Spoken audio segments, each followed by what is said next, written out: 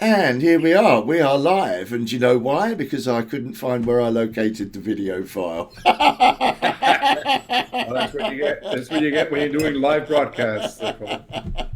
Oh, yeah. Typical. It's because I had it in a folder and it's probably, I've not pointed, I've moved it or I've done something with it. So what now? That's because I didn't get a rehearsal in time. So, good morning and welcome to another edition of Printheads. And today, Mike and I are joined by Gareth Ward, who is sitting in for Jack, who is, this time of year now, Jack's doing his charity work. He doesn't like to talk about it too much. But Jack does something called Radio Christmas, which is a really fascinating thing. And that takes him through all the way through December. So we'll sort of see Jack a little bit on and off for the moment. For the moment, our good friend Gareth Ward is the publisher and editor of the Print Business magazine, is deputising for Jack. So welcome, Gareth. Yeah, absolutely welcome, Gareth. Yeah, I'm not sure what I've let myself in for, but we'll see. We'll see. Well, you'll find out at the end. Yeah, as I promised you, Gareth, I said we'd drop a grenade in your lap and just let it go off and see where we end up. So, oh, good. So look, Gareth, why don't you kick off by telling us a bit about you? Because, you know, you and I have known each other since Pontius was a pilot and, you know, it's worth giving... You didn't used to have white hair in those days. You had a beard. No, I mean, print business is from the commercial side of the printing industry. Been around for a long time. Apparently my daughter's checked out the family tree, and that goes way, way back. Litho printers back to Senefelder. Senefelder's apprentice was one of my relatives, apparently. None of us have made any money out of printing, but hey, that's very modern. It's right up to the minute. And I've been writing about it for 35, 40 years and have been to 9 Drupas so far. May get to the 10th one if there is one. And print business is there for what we call forward-thinking printing and forward-thinking printers, who are the guys that are trying to push the industry, trying to make a living out of it, and have a focus on running it as a business rather than as a hobby, shall we say. What is it? Quite common. Yeah, it is. I mean, what's their main focus? I mean, in terms of the demographic of the readership of the print business. Yeah, I mean, most of our guys, the guy I've got in my head is the guy who's probably been in the industry for a good few years now, all his life. He's perhaps been born into it. Is been brought up with litho, has now added a bit of digital. Perhaps he's added large format, that's a good one. Perhaps he's looking at the options in cartons, because commercial printing is a tough business to be in, particularly with the margins at the moment. And he's looking to get closer to his customers, we hope, to understand them, to offer a wider selection of services, quite frankly. That's what he needs to do, because just offering commercial print is very, very difficult. This year in particular, as everybody else has said. What you're saying that it's been difficult, Gareth. Do you see a movement for commercial printers? We were discussing this last week, a little bit, of commercial printers going into different directions, into new directions, and adding things. Absolutely. What kind of things would have you spotted lately? You know, adding. I mean, I can imagine they're adding some large format with some finishing equipment, or are they going into really difficult and different things like we discussed last week, 3D, or what are they doing? Not seeing too much in the 3D direction, but certainly they're upping their capabilities in terms of large format. So previously they perhaps had a machine in the corner that could do banners or smaller jobs, as not as a sideline, as just in case somebody needed that. It wasn't really a serious part of the business, but it was there for those customers that needed it.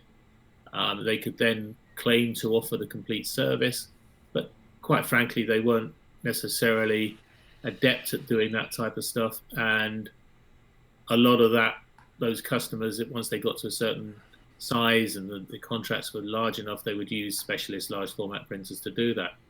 But now I think you're starting to see those guys take the large format area seriously, look for what they can do, particularly around some of the color management skills that they've needed in the offset world over the last few years, and bring those to bear and color manage across the different processes, whether that's litho, whether that's the smaller format digital indigo type stuff, or now whether that's wide format. They're also looking at design in one direction and maybe some cross-media capability. Hybrid mail is very popular for those guys who have mailing and the digital press capability. Digital presses are now mainstream. In fact, I suspect that a lot of printers will become digital printers first, with litho as the sideline, rather than litho first and digital as the sideline, because they can buy litho printing for standard format, leaflets, that type of thing, very, very easily from the trade printers or the consolidators or the value vampires, as we might like to call them. The guys that, the big online printers in the UK, we've got Blue Tree, we've got Solo Press. In Germany, you've got Flyer Alarm, Saxo Print, those sorts of guys, and Simpress there as well. They're sucking up vast volumes of litho work. So there's no margin in commercial printers producing the litho work. They may as well manage their customers, do the digital printing, whether that's the small format stuff, the clever stuff, or whether that's large format, they can do that. Others perhaps are looking at packaging, because it's a no-brainer to work out that packaging is going to go on and not be substituted by the internet. And there's a vast array of people who need packaging now. You can't go to YouTube without stumbling across some kind of unboxing video.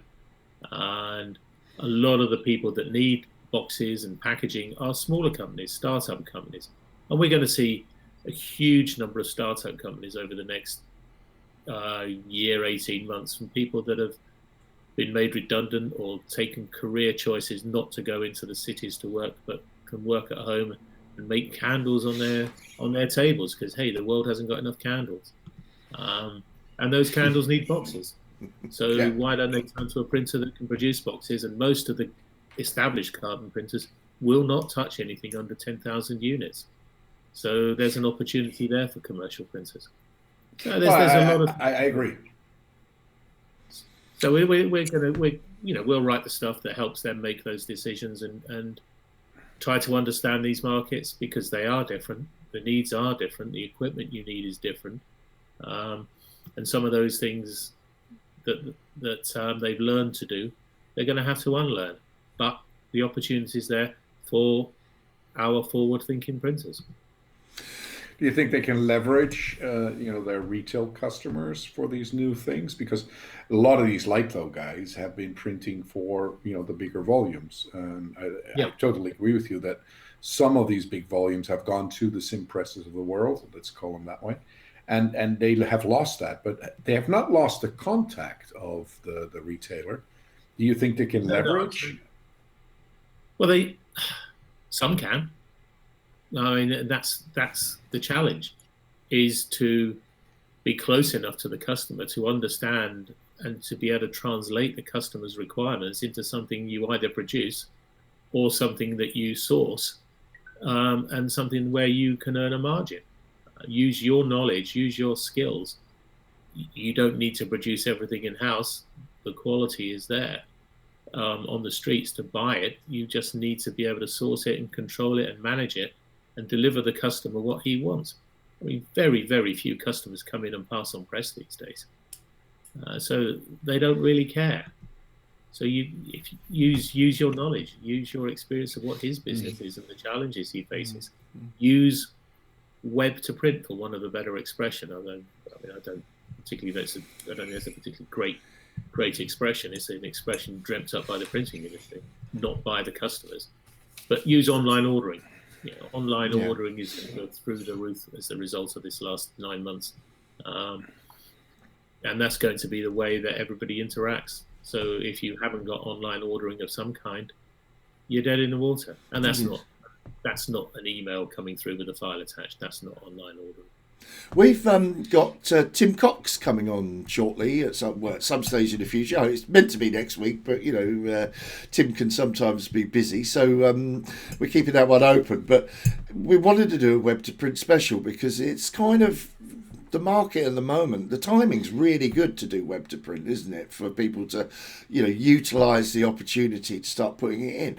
I was very surprised by the number in terms of statistics in print companies that haven't got web to print yet in 2021. Do you know the figures? I mean, last time, about 2 years ago, funnily enough, it was Tim that told me it was about 30%. I don't think it would have changed too much.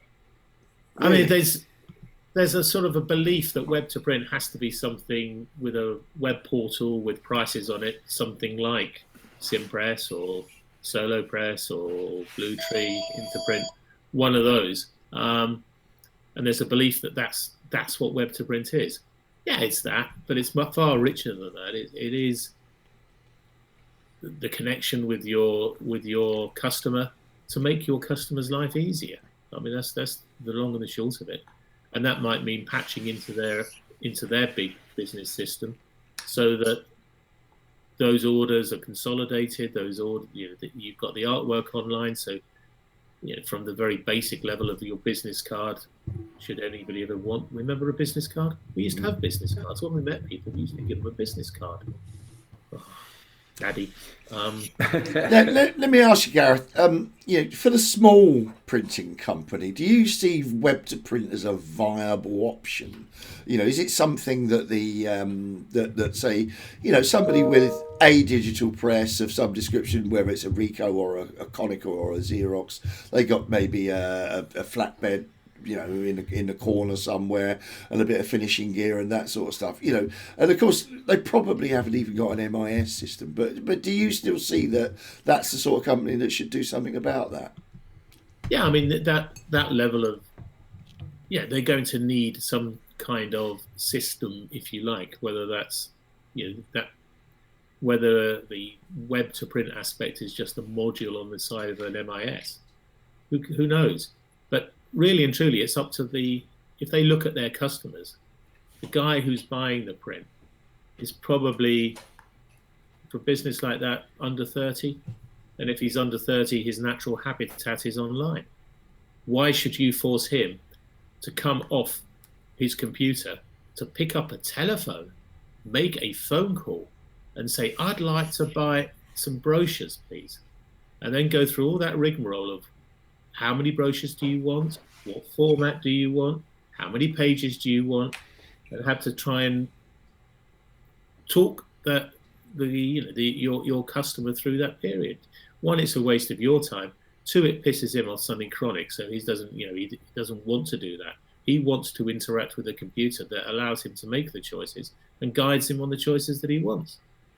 Absolutely, and I Garrett, I agree with you there, because I mean a lot of the new softwares coming out, like DataPress or Multipress or Chili and others, are facilitating this. So the tools are there to grasp, and I think that when we look at the old days, you needed to be a computer programmer to get something done. But these days, it's pretty much wizard text done. Put it inside of your website. It's the other end of it. It's not the printers that will drive it. It's the printers' customers that will drive it. I remember probably 8 years ago now. Trying to remember whether he was one of VPress's customers or not. But a printer, I know, had put one of the web to print systems in. And had a jewelry company as a customer, and he pitched the jewelry company. It's a chain of about 20 shops, that each of the shops could do their own artwork, picking up the pictures of the watches and the other bits and pieces that they wanted. And if they had an open evening for their top spending customers, they could come online and create the invitations, and they'd all be under brand guidelines. There'd be approved pictures, and they would slot together, and hey presto, the guy would get a brochure or a set of invitations that looked really nice. But it fell apart. it didn't work because the guys running the jewelry shops didn't have the time or the inclination to go online at the end of their busy day and sit there for a couple of hours trying to pull this stuff together. So while the technology exists and it would seem easy to do for us because we've learned from the systems that are rather less easy to work, you've got to think of that customer at the end. Is he going to do it? Is it painless for him? Does any pain he incurs, is that less pain than he would have done otherwise? Does it give him a benefit? If it gives him a benefit, then he'll probably do it. If it's just to the benefit of the printer or the service supplier, then he won't do it. He's got to get something out of it, and it's got to be easy for him.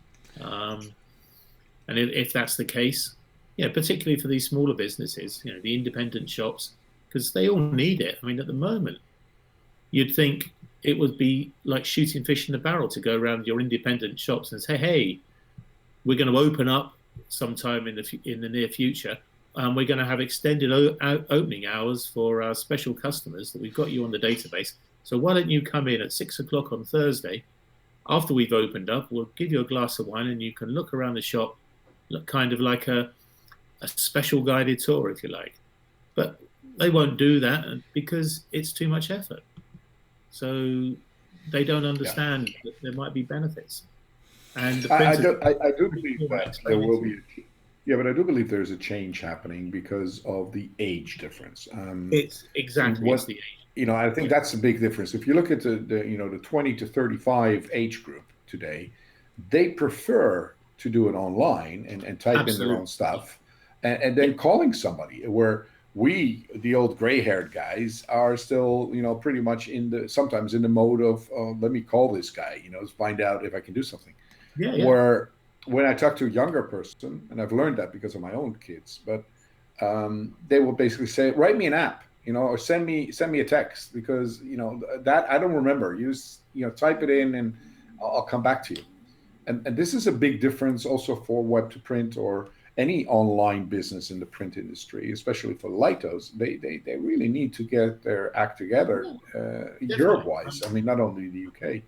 Because one of the questions that stayed for me also is, your magazine is primarily UK based, but you're online. Where are the people coming from? All over the world? Yeah, pretty well. I had a quick look yesterday morning. There was a lot around Europe. There's certainly a good lot of traffic from the States. But yeah, it is fully international. Do you know the age demographics? Yeah, unfortunately, 65%, 45 and over, white male. White male, good looking. Okay, gray hair. I understand, but silver foxes. But it's good because that gives you an opportunity to grow. So, Gareth, you look at the positive side always. Yeah, no, but it is. The younger generation does go online first. Does look to a digital connectivity, whether that's through a laptop, desktop, or more likely through some kind of handheld device, rather than picking up the phone. Yeah, I communicate with my kids through text and similar sorts of devices, communication channels.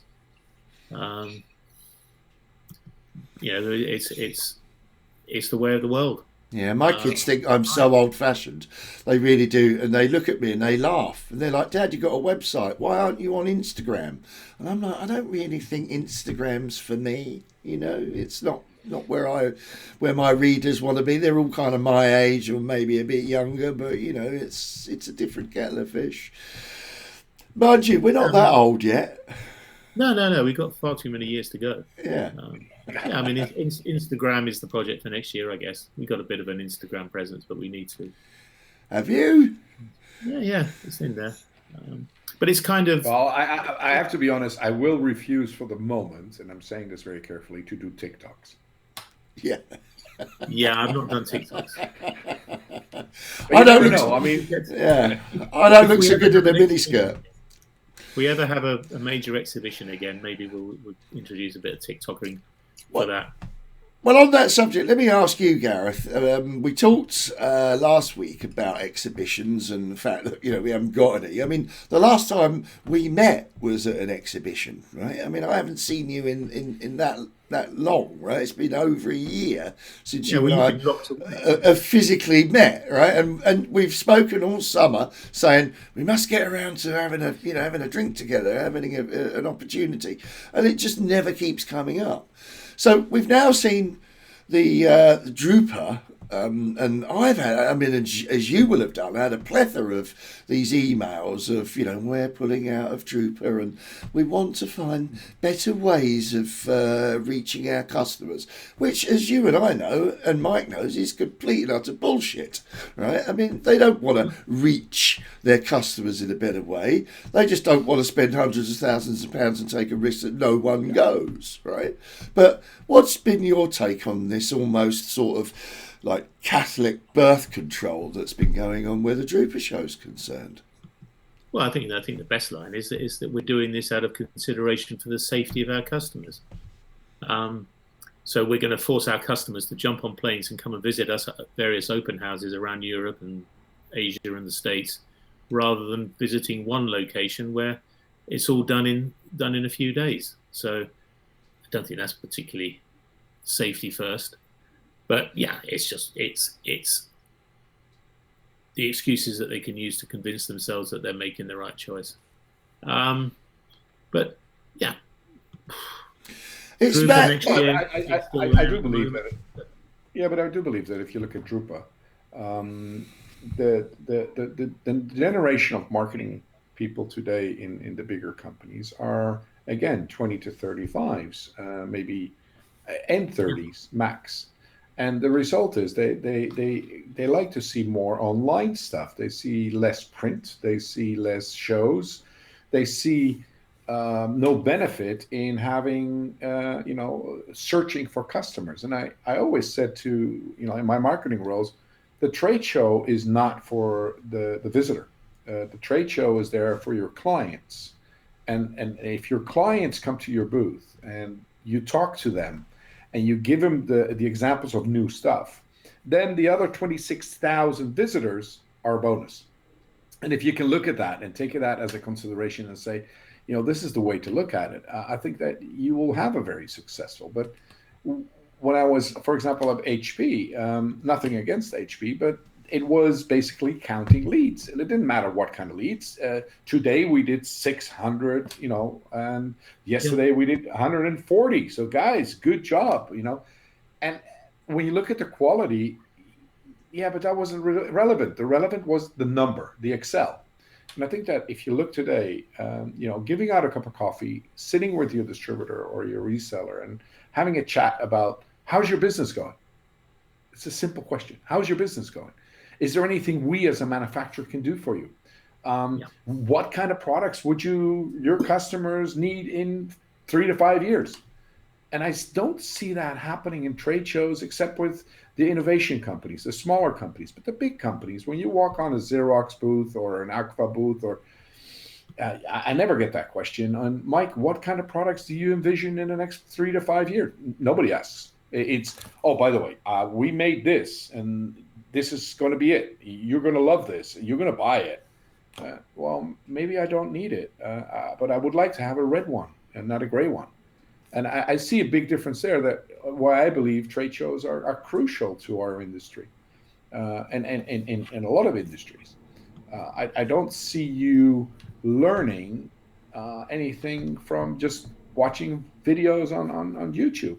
It's just, I mean, I learned a lot on YouTube. Let's not be wrong, but a litho printer, would he really learn how to see the difference for a Lambda or an iGen or an Indigo just by looking at videos? I don't think so. No. And the other aspect of the trade show that you cannot ignore is the networking bit, the peer-to-peer bit, the bit where you bump into somebody and you have that conversation. Have you seen anything interesting? Oh, yeah, there's a really good thing on such and such a stand. And that then drives your feet there. You meet up the next night and say, yeah, but I wasn't so sure because it didn't do this or it did this in a funny way. and you exchange views, you talk, you find out things, and and those are the sorts of, you're not going to get that. Let's get there tomorrow, two of us, and let's look at it again. Those kind of things. And then you get one of the things I noticed on trade shows, I used to go always the day before the show. As a manufacturer, I was there the day before the show. Yeah, and a lot of people always ask me, why are you going one day before the show? I mean, the show isn't open. There's nothing going on. I said, well, I get my best intel. I get my best conversations the day before the show because everybody's building up. There's a lot of people there, and you can ask questions and look at the machine without customers. And when the show is on, I'm busy with our products. And a lot of people didn't understand that. And, it is such for manufacturers, any manufacturer, any stand, any exhibitor, you should have a team out there on the day before the show. So that's how important it is to be there. Yeah, and I like going around the rah-rahs before the show opens to hear, we got 600 leads yesterday, and then and they will generally tell you that so-and-so's coming by. Somebody will say, we've got the big customers are due at 11 o'clock. They want to look at this, and people have been looking at that. And Harry is the salesman of the day. They're quite useful for intel as well. Yeah, no, absolutely. And there's a lot of stuff being said on those moments that really shouldn't leave the premises. But those are the things that happen. But we can get it if we've managed to drag ourselves out of the pit. We can get in as journalists. We can have that sort of. I'm really missing shows and events, just somewhere to go and meet a company and learn something, and as well as having that human contact. I mean, I think I said last week, I've been isolating for 9 months, because I had this cancer. So for me, that's why I'm so glad to be doing this, because it gives me some contact. They've taken away everything from us in the exhibition industry. I mean, one of the things that I'm really pleased to be doing is with Jack is that we're doing this Sign and Digital online. So we do these events now, which are sort of kind of monthly, where it's a virtual exhibition. We use the software in the Chrome browser. It only works in Chrome. But it gives us the opportunity to do a kind of a talk show like this with multiple guests, and then you can have exhibitor booths and live exhibitor booths. So it's not just someone sitting there running a video. What we actually have is some, there'll be people like, Jim Nicol from the Magic Touch, Gareth, right? Jim's really forward thinking, and what he's done is he's set his studio up for his dem studio with multiple cameras, so he can have a close-up on something, he can have a long shot with him talking about what he's doing, he can do zoom in on stuff. And Jim's been turning up even month on month, every time, whatever we're talking about textiles on the 15th of December, okay, but Jim will still be there in the virtual booth showing his products and stuff and what he can do. We talked about flatbed cutting the last time out. Jim will be there, still doing his thing. And it's innovation, and I really think that's important. Now, have you come across any of these online exhibitions yourself? What are your thoughts on them? And I did promise I'd drop a hand grenade in your lap, didn't I? Yeah. It ain't the same, is it? The Zoom ones, they look like Zoom ones. There's no mileage in there. There's nothing to identify. I mean, if you go to Vespa next year, you'll know it's in Holland because you've got to dodge the trams and avoid being hit by herrings. If Drupa happens, it'll be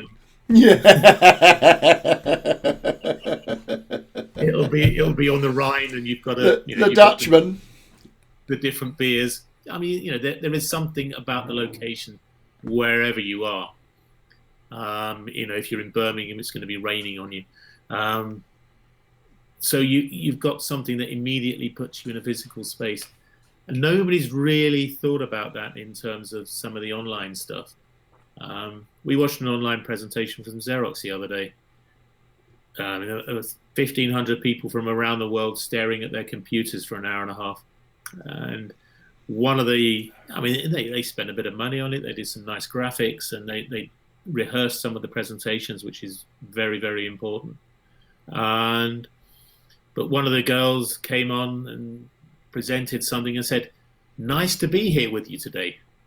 Mm-hmm. And I immediately thought, well, where are you? How can you say such a crass thing? You know, you're not anywhere. You're on the end of my computer. But they'd done it. No. Yeah. I mean, the thing, Gareth, what surprises me is that all these show type of thingies happening, virtual exhibitions or whatever. Although maybe some of them are different, but in general, I'm watching TV. Yeah. And it doesn't. Sorry, Colin, but it doesn't excite me. It's a lean back experience. It's like, okay, somebody's going to present something to me, and if I want to try and ask a question, because there is a chat box, 99.9% of the time nobody answers. Nobody gives me a reply. Yeah. So, why should I? Even on, I remember the internal things that we used to do at HP. We would have all of EMEA or worldwide in 3 sections. They would basically, the CEO will present about, the quarterly results, and everybody would be online. And I'm doing that specifically because I saw lots of online computers watching themselves because they were all drinking coffee. But the system registered that you were watching, and that kind of defies the purpose of these things. And I really don't see, the possibilities as simple as what we're trying to do with our business. I still believe kicking the tires is important for trade shows. I still believe that information could be something, but you might as well call it a press conference. Well, even a press conference, you get a chance to ask questions. True. Yeah, and there are lots of non-verbal clues that you pick up. But yeah, I mean, it should be a lean-in experience where you're actively participating, which a press conference is, which a live demo is. If you go to an open house or you go to an exhibition, and somebody demos something, you're participating. You're watching it. You're seeing. You're picking up. Oh, why did he do it? Why did he do that there? But as you say, if you're the online stuff is like sitting back and watching TV. You can see that Colin is still playing around with buttons. I know. I'm trying to get it sorted out here. Hold on. But don't worry. Let me. Hey, there we go. There we go. Let's put an end to the exhibition point, because I believe live exhibitions will come again. This week, got to. Last week we discussed COVID a little bit and what it meant for our industry. A lot of things happened in 1 week. We now have I think 3 viruses. Killers, from different companies, AstraZeneca, Moderna, and I think one more, Pfizer. So, with inoculations starting probably somewhere January, and finishing off in April, or maybe May, we should be able to get some first exhibitions coming. I saw an interesting aspect of an airline like Qantas saying we will only allow people that have been vaccinated inside of our airplanes for international travel, which is scary, because now they're basically forcing you to get a vaccination, and there's a lot of people out there that have their doubts. But I think when we look at, we might be seeing a little bit of more light at the end of the tunnel for COVID, and I think it's a good sign for our industry, because all of us in this industry need to get things happening again. I definitely see, web to print, yeah, great, fantastic. Online, virtual trade shows, yeah, okay, great. We survived. But coming back and talking again, salespeople traveling again, going to customers and finding out, business development managers really developing the business again instead of sitting from home and trying to develop something. I think those things are going to be, good. So we had some extreme good news this week. And Yeah. let's hope that we can continue getting some really good news. Yeah, it depends on the speed and the speed that they get those vaccinations out there. I suspect it's going to come a little bit late to alter people's decisions regarding Drupa. But Labour Expo in September should be fine. Yeah. Well, my only concern I have with the vaccinations is that Western Europe will probably be well vaccinated. We have sourced through the European community. The UK has sourced. The US have sourced. But there's a lot of countries out there that haven't. And what kind of influence is that going to happen, and what kind of political drive is that going to bring us in the next months? So we're going to see some interesting things. Joe Biden being the new president will make some radical changes in the US, in my opinion, in the positive. And I heard he doesn't play golf, so that kind of helps. He can learn. What's he going to do at the weekends if he doesn't play golf? Now, Mike, I wanted to ask you about the reaction to the show, because you were giving me a little bit of feedback, but we didn't get a lot of time to talk about it, so I figured we could discuss it on air. But you've had some good positive feedback, okay? Tell us about that. Yep, I'm. It's always the first show, and you're always a little bit nervous on, what do people think? Here's these, these gray-haired, glassed guys talking into open airs, and the result was a lot of people were very positive. They really liked the format. Take the glasses off. Go, okay. Now I can't see. I can't see anything. Yeah, but.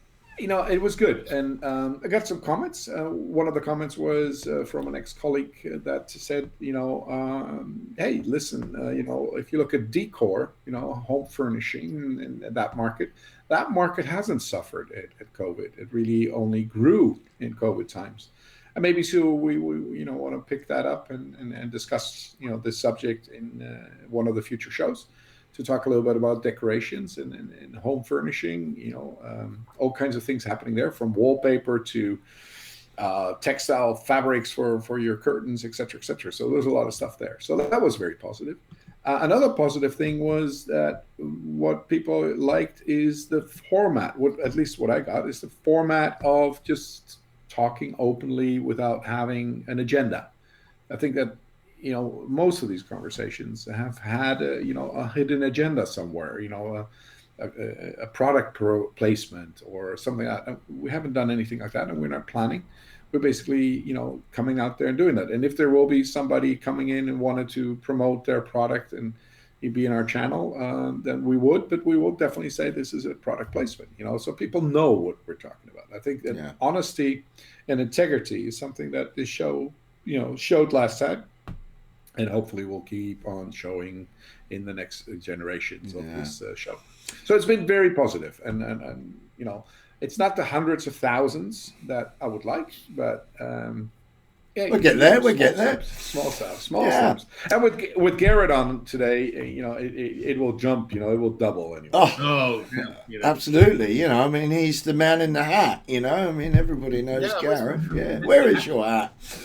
Well, the problem is if you put your hat on, you'll then get a shadow over your eyes. We won't see you properly, mate. Not a good look. Well, maybe it is a good.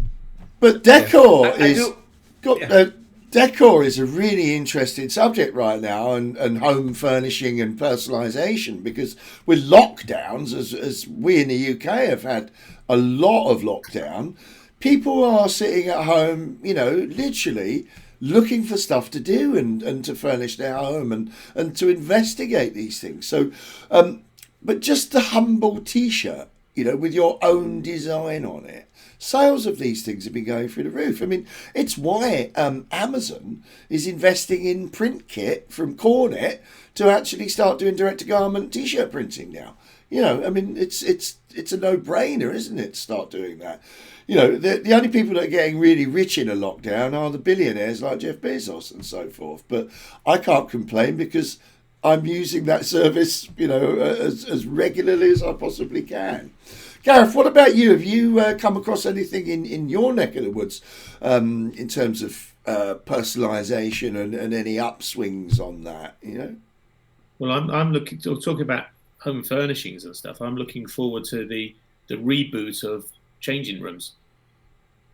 I don't know whether you've seen this, Mike. It's a TV show where you get a designer, two neighbours, and a designer each, and the neighbours go in and decorate each other's. MDF. Yeah. MDF. I have seen it. Yeah. MDF everywhere. Yeah. But it was around 15 years ago. But now, it ought to be around with some opportunities for some digital printing there for the furnishings and the wall coverings and all sorts of things. I mean, it was terrific because there would be the grand reveal of how your neighbour had screwed up your bedroom. Something, this wonderful TV. And they'd come in and say, "Oh, I didn't think it was going to look like this." Yeah. The funny thing is those programs have continued in different formats. In the Netherlands, we have a couple of these home, refurbishment programs, but one of them is quite unique. It is, we will buy a house for you. You will not know which house. So basically, I'm going to give you 250 grand and find me a house. I would like to live in Amsterdam or the neighborhood of Amsterdam. I need 3 bedrooms. And that's it. That's more you cannot ask for. Grand, that's great. And then somebody will buy. A team will buy the house for you and then refurbish it for the rest of your budget. So basically, if they can buy it for 150, they have 100,000 to refurbish, and they will refurbish the whole house. So what they will show this house that they bought, and say, okay, this is what you bought, and you can see faces going, "What did I buy? My God, this is, the walls are falling apart and, the plumbing is not there. The electricity is hanging from the ceiling. It is, disastrous." And then 6 weeks or 7 weeks later, they show the couple, okay, this is what we invested in for you. And there's a new kitchen, there's a new bathroom, the things are done. And it looks absolutely fantastic. And I think it's an amazing format because it keeps the suspense for not only the contestants, but also for the viewers. Yeah. And why am I saying this? I was going to say, does it have anything to do with print? They use a lot of print. I was surprised how much print they use because they're using vinyl wraps for old kitchen cabinet doors. They're putting big mural pictures, in. They are looking at some decorations that are printed by, just hanging frames or canvas frames and those kind of things.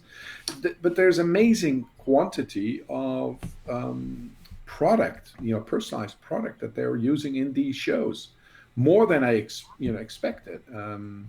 And some of them are, amazing. What they do is, I remember one couple, they really liked the islands that in the Caribbean, and they took pictures of the islands and made it look like their back garden was part of the islands with a bar, but it was all printed. So, from that point of view, it was quite good, really good.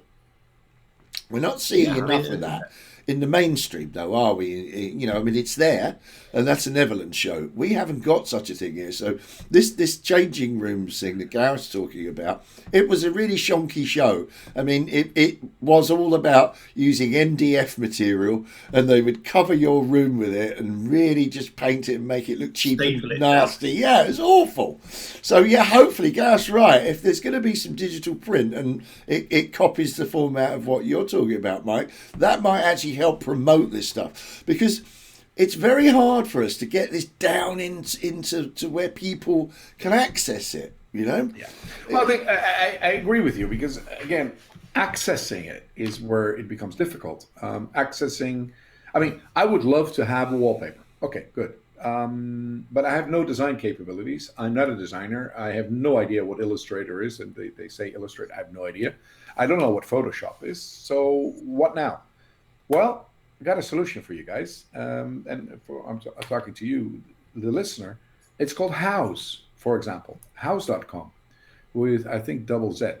But Yeah, This is yeah. a product which is on the internet, and there's thousands of designers and suppliers gathered together, and you basically find a team, a theme that you like, and you look it up in house, and then basically you go to the designer, and they will make it for you.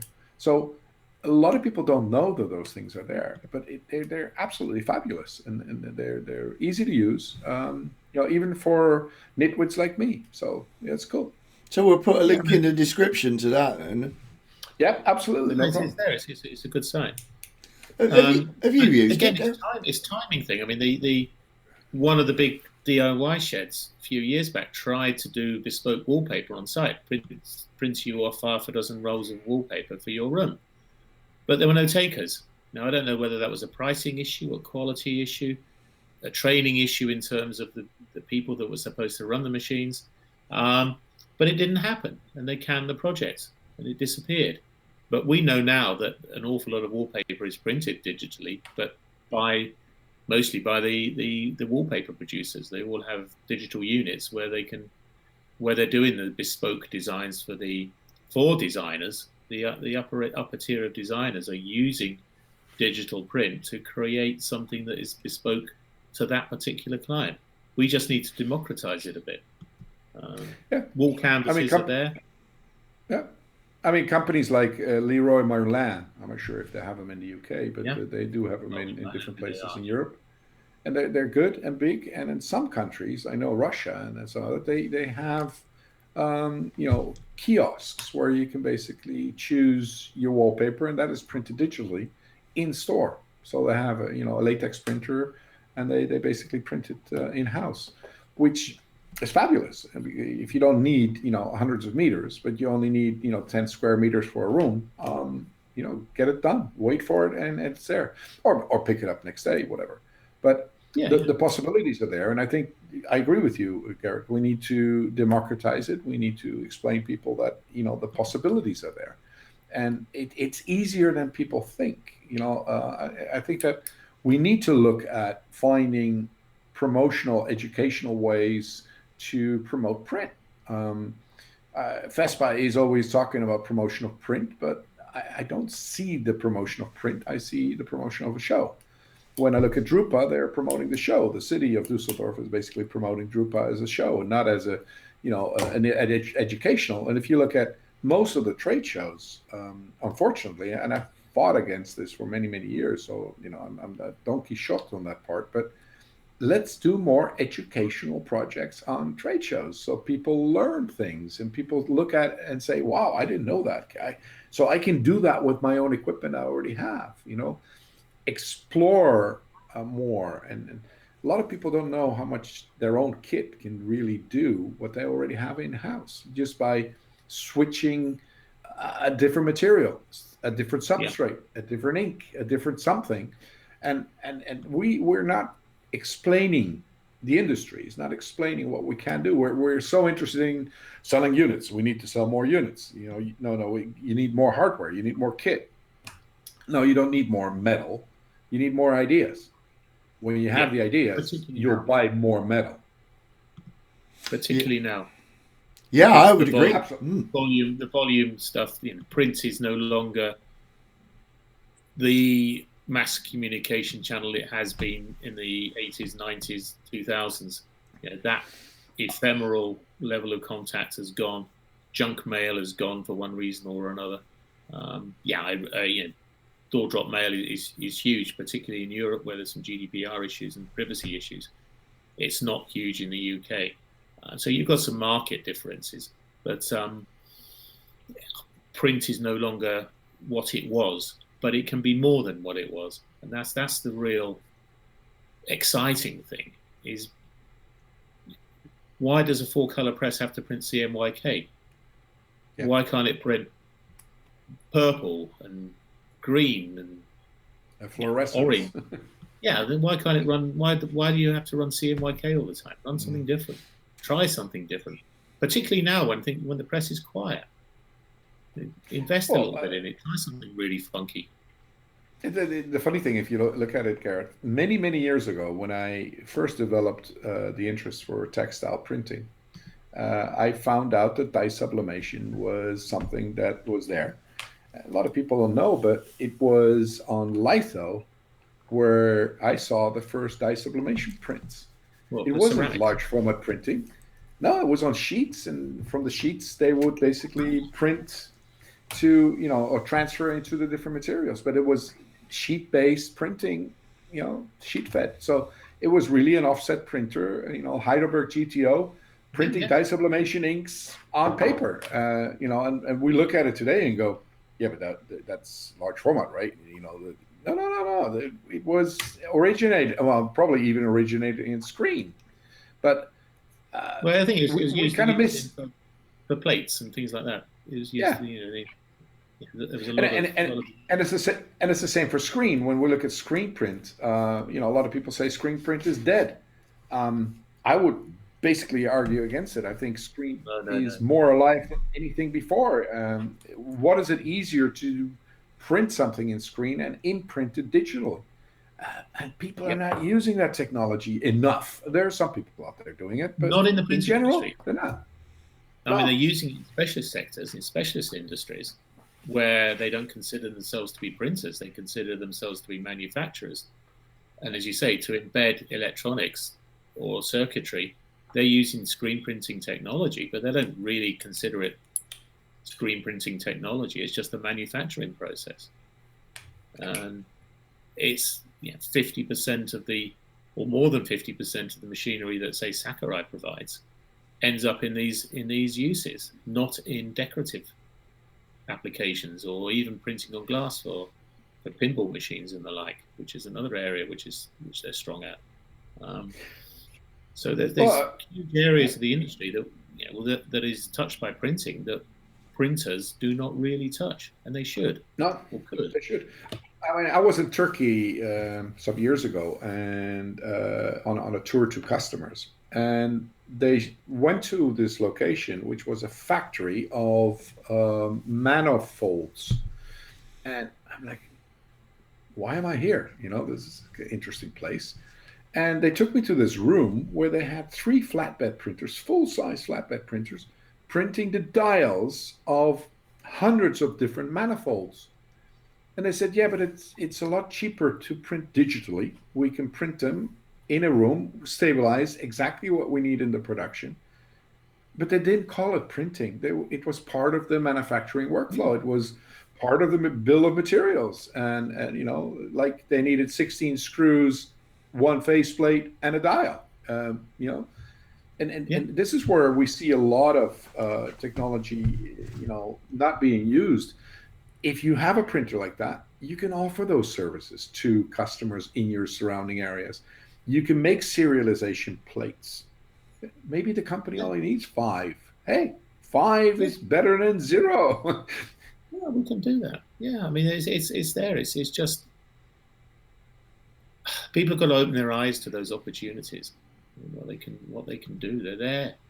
They're under their feet. They're under. They just got to find them and make the contacts. And I guess shows, not necessarily printing shows, but manifold shows might be the place to go. Yeah, but maybe it's shows like this that need to give people the heads up to start thinking outside the box and looking for other things to do. I mean, at the start of this whole lockdown thing, I mean, I wrote an article that basically suggested, remember John Byford from Litho Supplies? I mean, his favourite quote was always, at times of crisis, you sit back, cup of tea, put your feet up on the desk, and you stare out the window for an hour and you think about the business.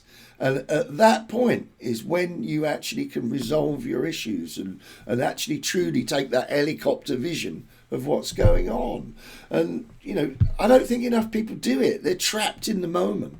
They're so caught up in Jesus, I've got to keep the press going. Crikey, I've got to go and get next week's business in because I haven't got that forward thing and the momentum. And it's very difficult, and I'm incredibly sympathetic to it. But there comes a time when you do have to sit back and put your feet up on the desk and just stare out the window thinking about the business.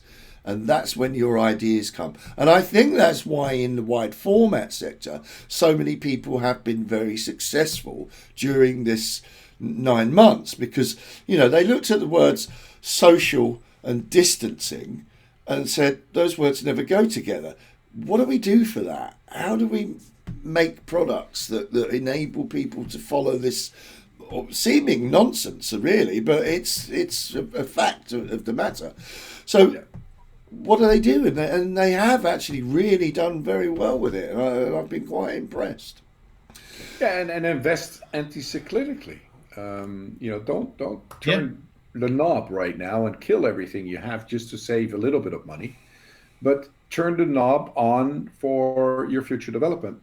A small example of that is KLM. KLM, like any other big airline in the world, has major issues when it comes to their traffic, major issues to keeping airplanes on flying with people. I mean, they can keep planes flying, that's not an issue, but with people. And, you know, the CEO of KLM announced a huge project for a V-shaped plane with new technologies that they're willing to invest, and they have invested into this new technology, which is technology for maybe 5 to 10 years from now, not for today. I mean, they all know, and we all know, that COVID will go, it will disappear, that, you know, things will normalize again. It will be a different normal. But I mean, I will still hug people again, you know. I miss those. It's our nature, you know, it's our nature, you know. And maybe you have to be a little bit more careful who we hug, but outside of that, you know, we're there. You know, so anti-cyclic investments, thinking about the future, helicopter view, exploring new opportunities. It's a full-scale gamma of things you can do in these times, and keeping the print industry alive. Not only yourself, but all your employees, your customers. You know, a lot of it's a whole cycle of things. It's your decision as a manager today determines if your customers will survive. This is something people don't realize. If you're making wrong decisions, your customers are going to have problems. So it's the whole full scale, and I think it's great. Looking at the time, I would like to say, you know, before Colin does his closing remarks, like always, thank you, Gareth, for being with us. It was absolutely a pleasure. I think it was amazing the insights you gave us today. And for people that want to ask Gareth a little bit more, I'll drop down Gareth's website, where, you know, also in the bottom, so people can write him a little bit and get Gareth busy. You know, you never know. But thank you very much, Gareth, for being with us, and we definitely hope to see you on one of the future shows again. No problem. No problem. I want to say thanks as well, Gareth, for stepping in for us. That's wonderful. I've really enjoyed it. Found it fascinating. I've also just enjoyed seeing you again, mate, because, you know, it's been a while. So it's been great to see you and chat and chew the fat. And I hope you've enjoyed the experience. It's I've got a beer glass, but it's empty, unfortunately. Well, when I can come and visit you, then I will be clinking over with hopefully with the dog and a couple of bottles. So, you know, I'll come and see you. More than welcome. More than welcome. Plenty of squirrels, sheep. Yes. So we'll have some entertainment. Yeah, we'll be fine. The dogs, the chase. Yeah. So thanks very much. So hopefully, folks, we'll see you next week, where our guest will be Tim Cox, Managing Director of VPress, where we're going to be focusing on web to print. So we'll be looking at web to print from every aspect, really, from the small printer to a company that wants to break into personalization, right away through to really large printing houses. And, you know, if you haven't got web to print already, which, as we discussed earlier, looks like there's quite a few of you, then that'll be a good show where you can really look at it, and we hope to debunk many of the myths about web to print. So we'll see you next week. Thanks very much. Absolutely. And by the way, guys, don't forget Facebook, thumbs up. Give us a like. Yeah. Like, and subscribe on our YouTube channel to see this stuff. And we will have a podcast again also, right? I understand. Yes, there's a podcast on the Guild. So what I do is I strip the video out and make it just an audio podcast so people can download it if they're on the go. So if you're walking the dog, jogging or driving in the car, then you can still catch the Printheads. Until next time. Guys, bye. Next week.